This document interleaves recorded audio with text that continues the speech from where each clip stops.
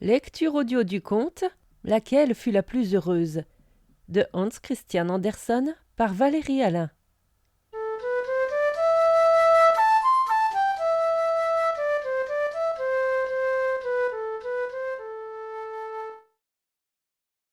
Quelle jolie rose, dit la lumière du soleil, et tous les boutons vont s'ouvrir et seront aussi beaux. Ce sont mes enfants, mes baisers leur ont donné vie. Ce sont mes enfants, dit la rosée, je les ai nourris de mes larmes. Je pense tout de même que je suis leur mère, dit la haie de rosier. Vous autres n'êtes que des marraines qui avez donné des cadeaux de baptême selon vos moyens et votre bonne volonté. Jolies roses, mes enfants, dirent-elles toutes les trois, et elles souhaitèrent à chaque fleur le plus grand bonheur. Mais une seule pouvait devenir la plus heureuse, et une devait être la moins heureuse. Mais laquelle? Je le saurai, dit le vent. Je cours partout, je pénètre dans la moindre ouverture. Je sais ce qui se passe au dedans et au dehors. Chaque rose épanouie entendit ces paroles, chaque bouton formé les devina. Et une tendre mère éplorée arriva dans le jardin, vêtue de deuil. Elle cueillit une des roses, qui était à demi ouverte, fraîche et ronde, et qui lui parut la plus belle de toutes.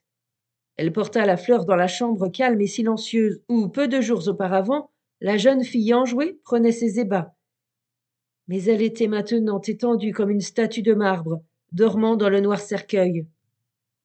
La mère baisa la morte, puis baisa la rose à demi épanouie et la déposa sur la poitrine de la jeune fille, comme si la fraîcheur de la fleur pouvait amener son cœur à battre de nouveau.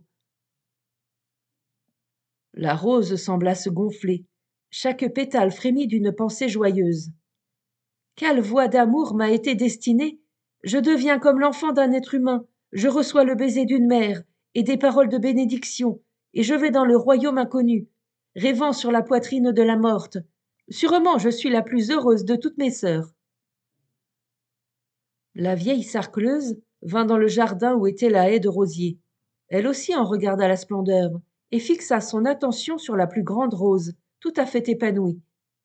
Une goutte de rosée et une chaude journée de plus, et les pétales allaient tomber. La femme le vit et trouva que la fleur avait accompli sa beauté, qu'elle devait maintenant aussi se rendre utile. Elle l'accueillit donc et la mit dans un journal pour la joindre chez elle à d'autres roses défeuillées, avec lesquelles elle serait confite, deviendrait parfum. Réunie au petit garçon bleu qui s'appelle lavande, on l'embaumerait avec du sel. L'embaumement, ce n'est que pour les roses et les rois. Je suis la plus honorée, dit la rose, quand la sarcleuse la prit. Je serai la plus heureuse, on m'embaumera. Deux jeunes gens se promenèrent dans le jardin. L'un était peintre, l'autre poète. Chacun d'eux cueillit une rose, charmante à voir. Et le peintre mit sur la toile une image de la rose fleurie, qui crut se voir dans un miroir. Comme ça, dit le peintre, elle vivra pendant des générations, tandis que des millions et des millions de roses se faneront et mourront. Je suis la plus favorisée, dit la rose, j'ai gagné le plus grand bonheur. Le poète contempla sa rose, écrivit sur elle un poème, tout un mystère, tout ce qu'il lisait sur ses pétales. Le livre d'images de l'amour, ce fut un poème immortel. Il m'a rendue immortelle, dit la rose, je suis la plus heureuse. En cette magnificence de roses, il y en avait pourtant une qui était presque cachée par les autres. Par hasard, heureusement peut-être, elle avait un défaut. Elle était posée de travers sur sa tige, et les pétales, sur l'un de ses côtés, ne correspondaient pas à ceux de l'autre côté, et au milieu même de la fleur poussait comme une petite feuille verte rabougrie. Cela peut arriver aux roses. Pauvre enfant, dit le vent, et lui caressa la joue. La rose crut que c'était un salut, un hommage. Elle avait le sentiment d'être faite un peu autrement que les autres roses, et une feuille verte poussait dans son cœur, ce qu'elle considérait comme une grande distinction. Un papillon se posa sur elle et baisa ses pétales. C'était un prétendant. Elle le laissa s'envoler de nouveau. Il arriva une énorme sauterelle qui s'installa, il est vrai, sur une autre rose. Elle se gratta le tibia par inclinaison. C'est le signe d'amour chez les sauterelles. La rose sur laquelle elle était ne le comprit pas. Mais la rose à la grande distinction, à la feuille verte rabougrie, le comprit, car la sauterelle la regardait avec ses yeux qui disaient « Je pourrais te manger par pur amour ». Et c'est la limite extrême où l'amour peut atteindre. L'un se fond dans l'autre. Mais la rose ne voulait pas se fondre dans ce sauteur. Le rossignol chantait dans la nuit étoilée. « C'est uniquement pour moi ?» dit la rose qui avait un défaut, une distinction. « Pourquoi suis-je ainsi distinguée en tout plus que mes sœurs? Pourquoi ai-je eu cette particularité qui fait de moi la plus heureuse ?» Puis vinrent dans le jardin deux messieurs qui fumaient des cigares. Ils parlaient de roses et de tabac. Les roses ne supportaient pas la fumée de tabac. Elles changeaient de couleur, verdissaient.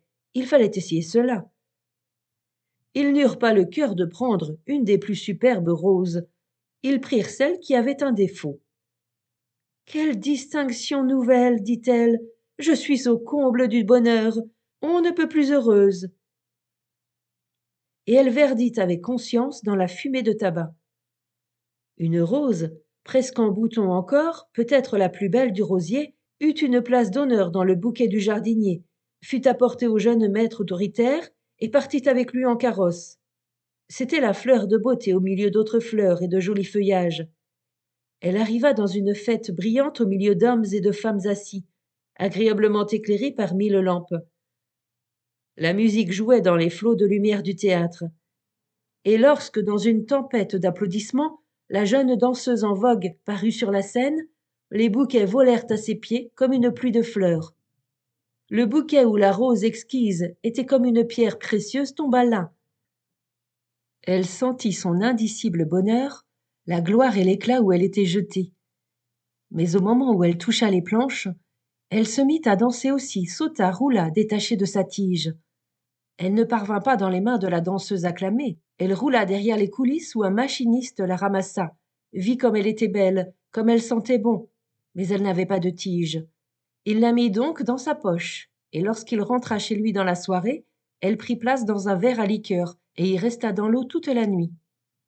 Le lendemain de bonne heure, elle fut posée devant grand-mère, qui, vieille et impotente, était assise dans un fauteuil et regarda la belle fleur brisée, enchantée de la voir et de la sentir. « Oui, tu n'es pas venue sur la table d'une riche et élégante demoiselle, mais chez une vieille femme pauvre. Mais tu es comme un rosier entier, tu es ravissante. » Et grand-mère regarda la fleur avec une joie enfantine, et pensa aussi sans doute au temps depuis longtemps passé de sa jeunesse. « Il y avait un trou dans la vitre, dit le vent. Je suis entrée facilement. J'ai vu les yeux brillants de jeunesse de la vieille femme et la ravissante rose brisée. La plus heureuse de toutes, je le sais, je peux le dire. » Chaque rose de la haie avait son histoire. Chaque rose croyait et s'imaginait être la plus heureuse, et la foi rend bien heureux. Mais cette dernière rose était la plus heureuse, pensait-elle. Je leur ai survécu à toutes. Je suis la dernière, la seule, le plus cher enfant de ma mère. Et je suis leur mère, dit la haie de rosier. C'est moi qui le suis, dit la lumière du soleil. Et moi, dit le temps et le vent. Chacun y a eu part, dit le vent, et chacun en aura sa part. Et il éparpilla les pétales au-dessus de la haie, où les gouttes de rosée étaient tombées et le soleil brillait. Moi aussi j'ai eu ma part, dit le vent. J'ai connu toute l'histoire des roses, que je répandrai dans le vaste monde. Dites-moi donc laquelle a été la plus heureuse de toutes? Oui, vous pouvez le dire, j'en ai dit assez.